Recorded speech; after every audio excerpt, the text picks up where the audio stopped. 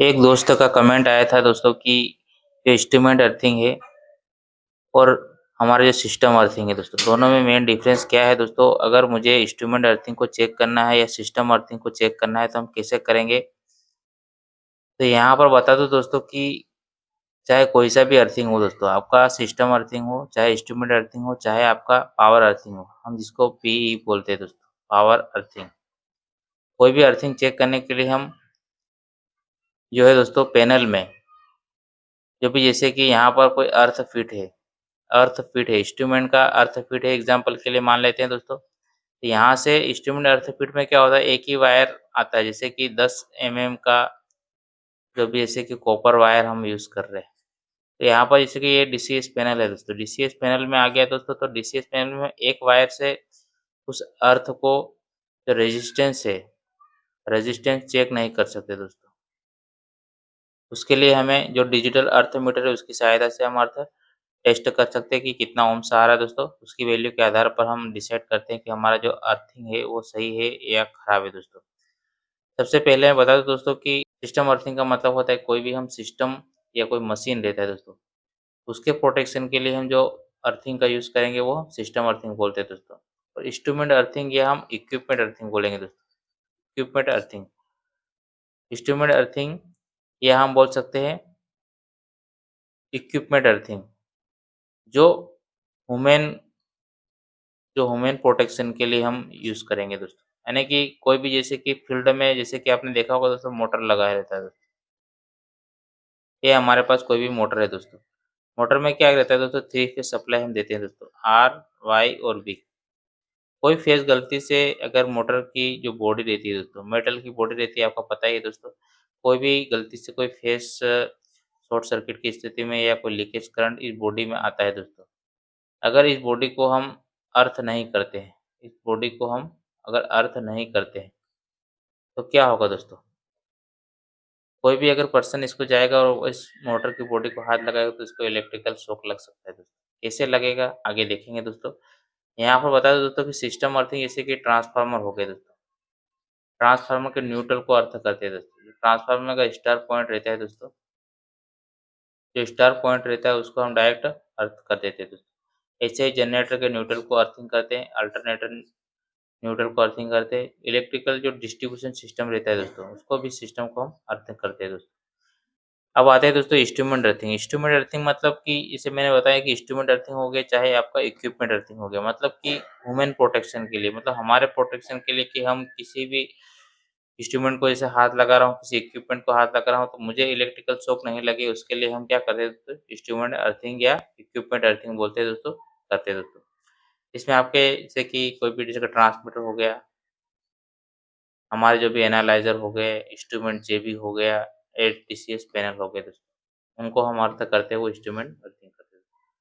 यहाँ पर बता दूँ दोस्तों कि जो इंस्ट्रूमेंट अर्थिंग रहता है और एक पावर अर्थिंग रहता है दोस्तों। इंस्ट्रूमेंट अर्थिंग रहता है, पावर अर्थिंग रहता है और सिस्टम अर्थिंग। तीनों अर्थिंग हमारी अलग-अलग जगह पे, अलग-अलग लोकेशन पे हम करते हैं दोस्तों, ना कि कॉमन अर्थिंग रहता है दोस्तों। इंस्ट्रूमेंट अर्थिंग अलग ही रहता है पूरा दोस्तों, क्योंकि आपको पता ही होगा दोस्तों पीएलसी और डीसीएस में हम 24 वोल्ट का यूज़ करते हैं, तो 24 वोल्ट के हिसाब से हम डीसीएस का अर्थिंग एक अलग ही रखते हैं दोस्तों। यहाँ पर आप देख पा रहे हैं दोस्तों, ये हमारे पास एक प्रेशर ट्रांसमीटर है दोस्तों, हम शॉर्टकट में इसको बोलते हैं पीटी, प्रेशर ट्रांसमीटर दोस्तों। योकोगावा का एक प्रेशर ट्रांसमीटर है दोस्तों। इस ट्रांसमीटर में आप देखोगे तो यहाँ पर एक अर्थ का सिंबल बना हुआ है दोस्तों, यानी कि इस इंस्ट्रूमेंट को मैं अर्थ कर सकता हूँ। तो क्या होगा दोस्तों, ये तो 24 वोल्ट इसमें आता है दोस्तों, 24 वोल्ट डीसी सप्लाई। लेकिन वहीं पे जैसे कि मैंने बताया मोटर का हो गया ऐसे, कि जैसे कि कोई भी मोटर है, जैसे कि मोटर को जैसे एग्ज़ाम्पल लेंगे, 24 वोल्ट में इतना करंट नहीं आता है दोस्तों, आप लाइव काम कर सकते हो। लेकिन मोटर, जैसे कि मोटर का हो गया, मोटर में हम क्या करेंगे, जैसे कि मोटर की जैसे कि यहाँ पर मोटर है दोस्तों, मोटर की बॉडी से अर्थ हम यहाँ पर मैंने अर्थ कर रखा है दोस्तों। कोई भी लीकेज करंट आ रहा है दोस्तों इसमें और कोई पर्सन जाएगा करके इसको हाथ लगाएगा दोस्तों, होगा क्या दोस्तों, कितना करंट लगेगा, कैसे लगेगा, कैलकुलेशन करके बताऊँगा दोस्तों। जैसे आपको पता ही होगा दोस्तों जो ओम्स का नियम है रहता है दोस्तों। ओम्स का नियम क्या कहता है? अगर करंट निकालना है तो वोल्टेज में हम डिवाइड करेंगे रेजिस्टेंस से। अगर अर्थिंग का रेजिस्टेंस 5 ओम रहता है, आपको पता ही होगा लगभग 5 ओम रहता है। हम 5 ओम एग्ज़ाम्पल मान लेते हैं, इससे ज़्यादा कम-ज़्यादा भी हो सकता है, लेकिन हम 5 ओम से मान लेते हैं। और ये जैसे कि मैंने हाथ लगाया दोस्तों, मोटर को, बॉडी को मैंने हाथ लगाया, तो ये ह्यूमन प्रोटेक्ट, ये हो गया ह्यूमन बॉडी। जो ह्यूमन बॉडी का जो रेजिस्टेंस रहता है, वो लगभग 1000 ओम रहता है दोस्तों। करंट हमेशा क्या करता है, लो रेजिस्टेंस की ओर फ्लो होता है। यहाँ पर ज़्यादा फ्लो होगा, ना कि इधर फ्लो होगा दोस्तों। कैसे कैलकुलेशन करके देखेंगे दोस्तों, I बराबर जैसे कि वोल्टेज वोल्टेज हम मान लेते हैं 230 वोल्ट, और रेजिस्टेंस हम जैसे कि 5 ओम मान लेते हैं। तो अगर इसको मैं डिवाइड करूँगा तो ये आएगा दोस्तों लगभग 46 एम्पीयर। यानी कि अगर कोई फ़ॉल्ट करंट आता है, या लीकेज करंट आता है, तो 46 एम्पीयर लगभग इसमें ग्राउंड हो जाएगा, यानी कि अर्थ में चला जाएगा। वहीं पर अगर कोई पर्सन अगर हाथ लगाएगा, तो पर्सन का जो रेजिस्टेंस कितना है दोस्तों, 1000 ओम है, इसकी बताया एग्ज़ाम्पल के लिए कि 1000 ओम्स है। तो हम यहाँ पर अगर डिवाइड करेंगे तो आपका 0.3 एम्पीयर, यानी कि आप यहाँ पर देख सकते हो जैसे कि रेजिस्टेंस की वैल्यू अगर ज़्यादा है, अगर हमारे पास रेजिस्टेंस की वैल्यू हमारी बॉडी में जो 1000 के ओम्स के बराबर रेजिस्टेंस रहता है दोस्तों, तो वहाँ पर करंट कम फ्लो होगा।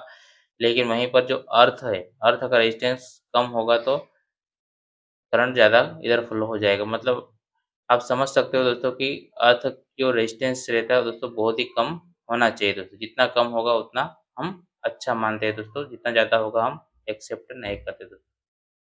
अब बात करने वाले दोस्तों कि हाउ टू चेक अर्थिंग, मतलब कोई अर्थिंग को अगर चेक करना है दोस्तों, तो हम कैसे करेंगे दोस्तों। इसके लिए हमें यहाँ पर जैसे कि डिजिटल अर्थ रेजिस्टेंस टेस्टर लेंगे दोस्तों।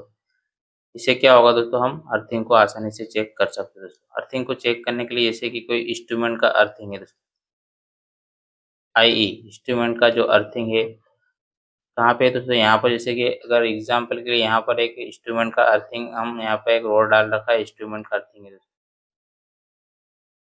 फिर क्या करेंगे, यहाँ से 10 से 15 मीटर की दूरी पे लगभग एक रोड डालेंगे मेटल का, ग्राउंड करेंगे मेटल का रोड को। तो ये हो गया। एक पॉइंट फिर बनाएंगे हम यहाँ पर, जो कि 10 से 15 मीटर की दूरी पे रहेगा फिर से। तो हम यहाँ पर P2 और P3 और P1, यानी कि 3 पॉइंट हम यहाँ पर बनाएंगे दोस्तों। एक हमारे पास मेन जो अर्थिंग है, हम फिर से एक मेटल रोड 10 से 15 मीटर दूरी पे अलग से लगाएंगे। फिर से हम एक रोड पास में कहीं और लगाएंगे, यानी कि 3 रोड लगाएंगे। और यहाँ पर आप देख पाते हो डिजिटल जो अर्थ टेस्टर रेजिस्टेंस मीटर है दोस्तों, इसमें क्या करना, फर्स्ट जो है वहाँ से दूसरे में हम लूप कर देंगे, और यहाँ से एक वायर निकालेंगे जो कि इंस्ट्रूमेंट अर्थिंग को कनेक्ट कर देंगे। फिर क्या करेंगे, दूसरे वाले को P2 से कनेक्ट कर देंगे, और जो तीसरा वाला पॉइंट है उसको P3 से कनेक्ट कर देंगे दोस्तों। और यहाँ पर आप देख पा रहे दोस्तों, ये है जो टेस्ट, इस टेस्ट बटन को प्रेस करके रखेंगे, आपका यहाँ पर डिस्प्ले पे शो होगा दोस्तों। यहाँ पे डिस्प्ले पे शो होगा दोस्तों कि कितना ओम्स आया है दोस्तों।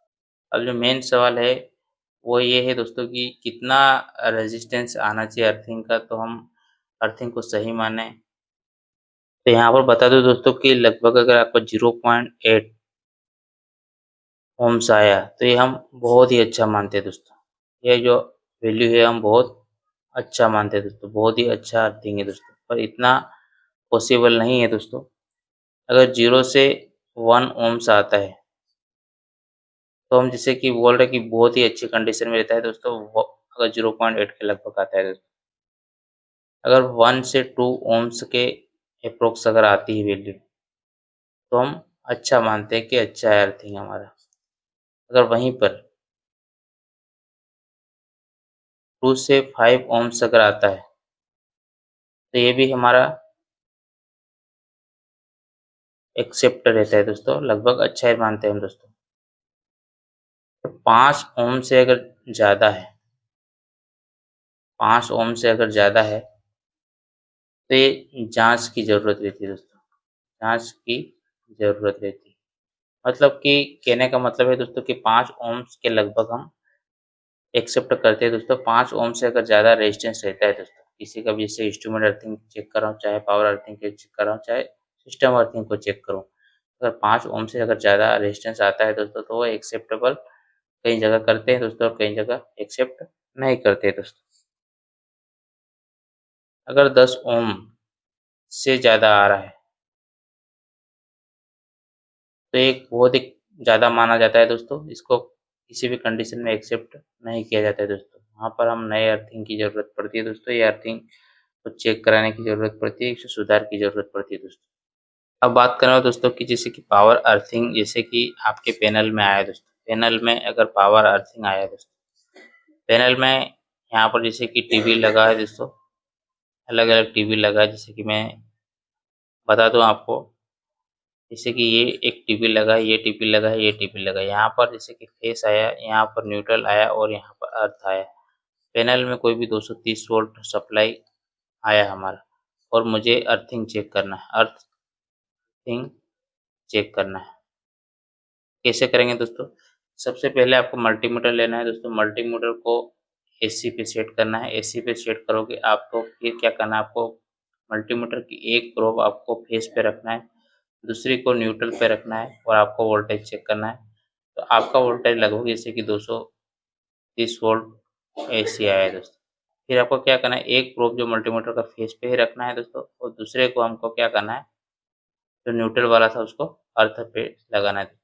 इसमें आपका थोड़ा बहुत वोल्टेज डाउन आएगा दोस्तों, यानी कि 226 वोल्ट एसी सप्लाई के लगभग आएगा दोस्तों। फिर आपको तीसरी कंडीशन क्या करना है, जैसे कि ये फर्स्ट कंडीशन हो गई, ये दूसरी कंडीशन हो गई, हम तीसरी कंडीशन में क्या करेंगे, जो न्यूट्रल है, न्यूट्रल और अर्थ को टेस्ट करेंगे। मल्टीमीटर की एक नॉब हम न्यूट्रल पे रखेंगे, दूसरी अर्थ पे रखेंगे।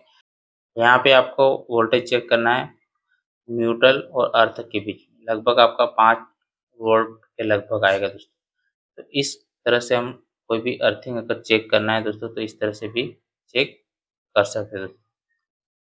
आज के वीडियो में इतना ही दोस्तों, चलिए मिलते हैं नेक्स्ट वीडियो में दोस्तों। वीडियो थोड़ा-सा भी अगर पसंद आया हो तो लाइक ज़रूर करें और चैनल पे नए हो तो सब्सक्राइब करें दोस्तों। वीडियो से संबंधित कुछ भी डाउट हो तो आप कमेंट करके पूछ सकते हैं दोस्तों।